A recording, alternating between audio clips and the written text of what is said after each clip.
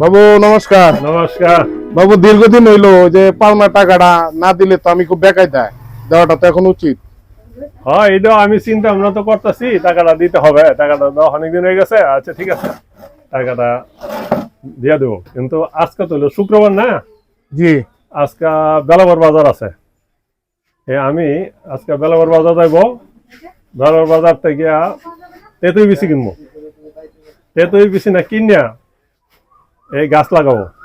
গাছ লাগাইলে আবার তেঁতুই তো না, এই তেঁতুই আবার তেঁতুই বেচা এই টাকাটা পরিশোধ করে দিব। টাকার লাগে নিশ্চিন্ত থাকবেন। মানে কি তেঁতুল বেচা পরে আমার টাকা দিবা? হ্যাঁ, তেঁতুই বেচা টাকা দিব।